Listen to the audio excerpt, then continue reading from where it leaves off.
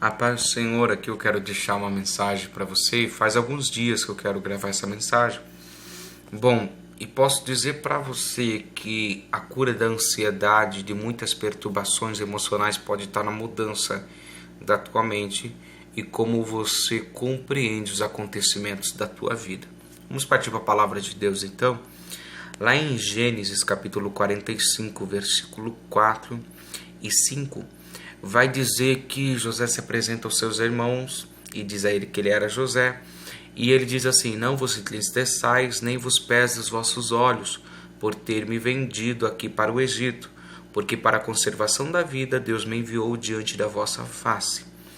Você vai perceber, você sabe a história de José, ele foi vendido pelos seus irmãos, foi traído, era para ter sido morto. E a Bíblia diz que ele passa um grande tempo longe de casa. Bom, e cresceram em terra estranha, Deus ele prospera ele, mas aqui nós vamos ver a maturidade, a renovação da mente de José. Ele olha para tudo que ele viveu e ele consegue compreender que nenhuma das coisas que fizeram contra ele impediu o plano de Deus, impediu a soberania de Deus de mostrar o seu poder, a sua bondade, a sua fidelidade. A primeira coisa que eu quero que você entenda através dessa mensagem é que Deus ele não perde o controle da vida de ninguém. A segunda coisa que eu quero que você entenda é que nem tudo é o diabo. As pessoas têm o costume de acreditar que só porque é sofrimento é Satanás. Só porque está passando por angústia é Satanás. Só porque a porta fechou é Satanás. E não tenha medo de dizer esse nome, nós estamos debaixo do sangue de Jesus. Bom, você vai ver Paulo, por exemplo, querendo pregar numa região e a Bíblia diz que o Espírito Santo fechou a porta para ele e impediu ele. Ele vai então tentar pregar em outra região e a Bíblia diz de volta que o Espírito do Senhor Jesus fechou a porta para ele, impediu ele e não permitiu. Paulo então, quando ele está dormindo, ele tem uma visão e a Bíblia diz que um varão da Macedônia visita Paulo e diz: desce a Macedônia e nos socorre. Entenda uma coisa, ali não era o diabo impedindo Paulo de pregar o evangelho, de exercer o chamado dele, era Deus, porque Deus estava reposicionando Paulo e levando Paulo para a região que ele queria. A terceira coisa que eu quero que você entenda é que os caminhos de Deus, os pensamentos de Deus são mais altos que os nossos e você não vai conseguir compreender todo o processo que Deus está fazendo na tua vida, mas você precisa confiar que você sempre vai chegar aonde Deus quer que você chegue, e se você adorar, se você obedecê-lo, se você se submeter e parar de questioná-lo, você vai chegar da forma certinha, da forma ideal que Deus quer que você chegue. Você precisa acreditar nisso. Bom, José vai ter essa maturidade e vai dizer que foi provisão de Deus, providência de Deus para a conservação da vida de todos eles, o que aconteceu com ele. A Bíblia diz que Cristo vai dizer um dia que o seguinte versículo: é necessário que eu sofra na mão dos principais sacerdotes, escribas e fariseus, seja morto e ressuscite ao terceiro dia. Mas Cristo vai dizer que era necessário que ele sofresse. Não vai dizer que era o diabo fazendo ele sofrer, vai dizer que era necessário. Os escritores do Novo Testamento vão fazer questão, algum deles, de, conforme Cristo vai sofrendo, de escrever a seguinte frase: para que se cumprisse o que estava escrito a respeito dele. Cada sofrimento você vai ter essa frase antecipando o que estava escrito. A questão é, quem escreveu? Quem falou dos sofrimentos de Cristo? A Bíblia vai dizer que os profetas profetizavam sobre o Calvário, sobre a morte de Cristo, sobre a venda de Cristo, traição que ele passaria, sobre as suas roupas sendo repartidas, sobre tudo que ele passaria, muitos dos sofrimentos dele. Quem falou? Deus através dos profetas. Foi o diabo? Não, foi Deus. E estava se cumprindo em Cristo o que Deus tinha determinado. Mas a Bíblia vai dizer que quando ele cumpre a palavra, quando ele expira na cruz, ele ressuscita ao terceiro dia e assenta à destra do Pai e é glorificado novamente na mesma glória que antes tinha. Você precisa entender que o processo da aflição é para te levar na posição que Deus quer de você. Uma das coisas que você precisa entender para você não entrar em perturbação. Bom, eu não achei na Bíblia, por enquanto, alguém que esteja obedecendo a Deus e fique perturbado. Você precisa começar a examinar a tua vida espiritual, o teu coração. Quando no momento de uma provação você se sente perturbado, ansioso demais, depressivo. Estou condenando quem tem depressão, quem tem ansiedade? Não. Estou dizendo para você ser humilde e se examinar da onde é que isso tem surgido. Porque uma das vezes que nós vamos ver um homem, que era um homem de Deus, perturbado na Bíblia, é Saul. Quando Saul acreditava que o que ele fazia para Deus, de qualquer jeito, agradava a Deus, quando ele estava, na verdade, desprezando a voz de Deus, desprezando o profeta Samuel e desprezando todos os preceitos de Deus. Quando ele vai, por exemplo, exercer uma função que não era para ele exercer, apresentando sacrifícios a Deus. Eu tenho conversado com muitas pessoas nesse tempo que eu tenho aconselhado, e uma das coisas que eu percebo na vida de pessoas que estão vivendo uma grande perturbação ou falta de paz espiritual, é que elas acreditam que elas estão fazendo tudo certo. É aquele ditado, mas eu sempre busco fazer tudo certinho diante de Deus. Eu sempre busco fazer as coisas tudo corretamente para Deus. Eu quero que você entenda uma coisa. Ninguém é justo, ninguém é correto diante de Deus. Não existe uma pessoa sequer que faça o bem. E se você tem um autoelogio sobre você mesmo, tome cuidado. Se você consegue falar bem de si mesmo, sobre o teu ministério, sobre como você trabalha para Deus, sobre o esposo que você é, sobre a esposa que você é, se você elogia a si mesmo, tome cuidado. Você está andando por caminhos errados. Porque quando nós nos achegamos a Cristo, nós vamos começar a perceber uma série de complicações, de problemas, de erros que precisam ser mudados no nosso caráter, no nosso comportamento, na nossa vida.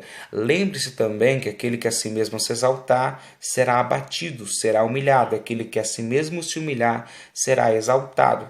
Então, pare e examine se não é o teu abatimento vindo da tua autoexaltação, porque não são poucas as pessoas que vêm falar comigo se elogiando, pastor, mas eu faço isso, isso e aquilo, eu sempre vivi aos pés do Senhor, eu sempre vivi na obra do Senhor, eu busco fazer tudo correto diante de Deus. E eu lembro daquele jovem rico, então. O jovem rico diz assim, o que é necessário para que eu herde a vida eterna? Ele já começa errado. Ele acredita que obras fariam com que ele herdasse a vida eterna. Cristo diz os mandamentos para ele e Cristo testa, ele diz assim, venda os teus bens, dê aos pobres e me siga.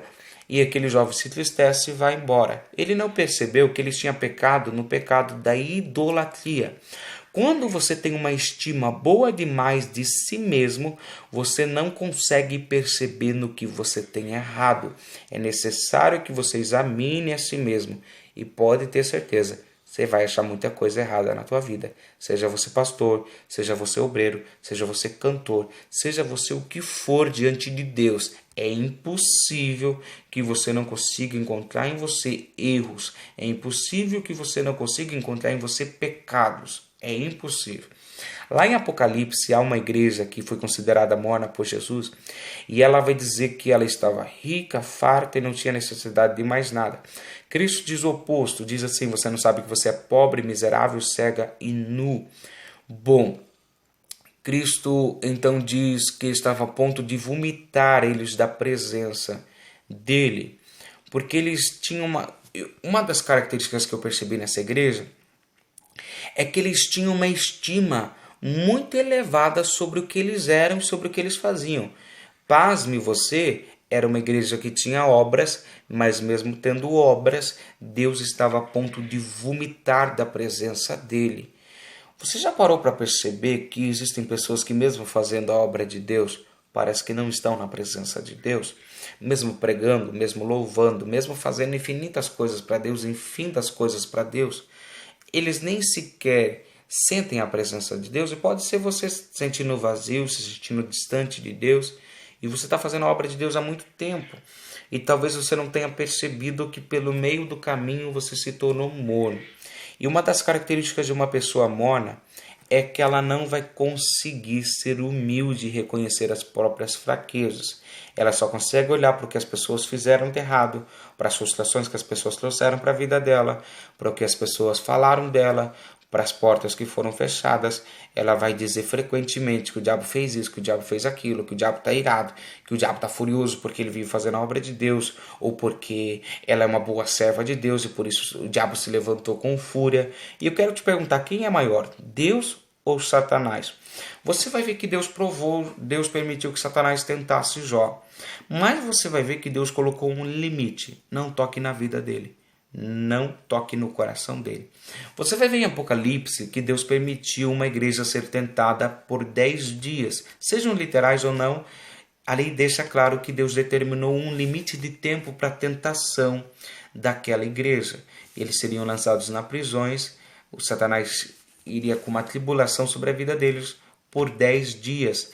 Deus determina limite e Deus determina tempo para o diabo tentar você, porque o diabo não tem autoridade para fazer o que quiser com você. Ele precisa pedir autoridade a Deus, e se Deus concedeu essa permissão, ele quer te ensinar alguma coisa, ele quer te mostrar alguma coisa que pertinho dele ou bem no altar de Deus você não tinha percebido. Às vezes é necessário caco, às vezes é necessário as chagas no corpo, às vezes é necessário a angústia na alma para nós olharmos para Deus e percebermos que as nossas justiças são como trapo de imundícia, e só Deus é justo, só Deus é bom, só Deus é fiel e só Ele faz coisas boas, só Ele, ninguém. A Bíblia diz lá em Isaías que a nossa justiça são como os trapos de imundícia. Quando eu li essa palavra, eu dei glórias a Deus, agradeci ao Senhor, porque isso só me prova mais que eu devo fazer de Cristo aquele que me justifica, o meu advogado, o meu recurso, e dar a Ele todo o louvor, toda a honra e toda a glória, e não a mim mesmo. Tem muitas pessoas que estão caindo nessa perdição de elogiar a si mesmo e estão esquecendo de se esvaziar. Você que está com um problema dentro de casa, no meio da família, do casamento, igreja, seja onde for, quer vencer isso? Seja humilde, se esvazie, se humilhe. Pare de olhar para você mesmo. Ah, mas pastor, você não faz ideia do quanto eu já fiz de bom. Não, o homem não sabe fazer nada de bom. O homem não sabe fazer coisas justas. Quem fez através de você foi Jesus. Foi Deus que operou maravilhas através de você. Foi Deus que te fez operar alguma obra de justiça. Mas essa honra não é tua, esse louvor não é teu. Então não tenha uma estima elevada sobre si mesmo. Estou falando para você se menosprezar? Não, jamais. Estou falando para você ficar no nível que Deus te colocou e você não se colocar num nível que Deus não te quer lá. Volte, retorne, se esvazie, se humilhe. Eu quero fazer uma breve oração por você e eu creio que a paz vai voltar para a tua mente, para o teu coração. Não obedeça a Deus pela metade.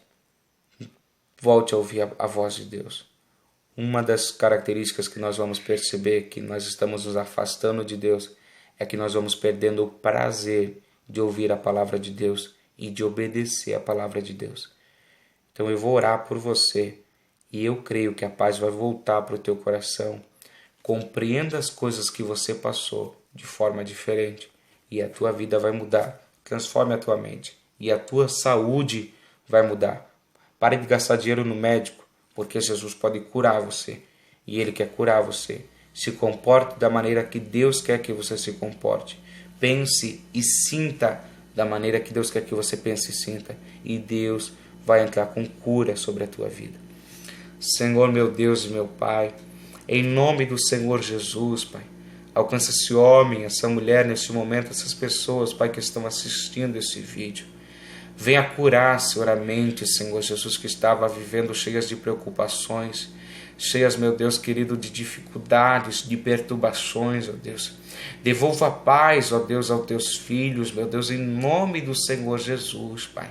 Mostra no que ele errou, mostra no que ela tem errado, Senhor Jesus.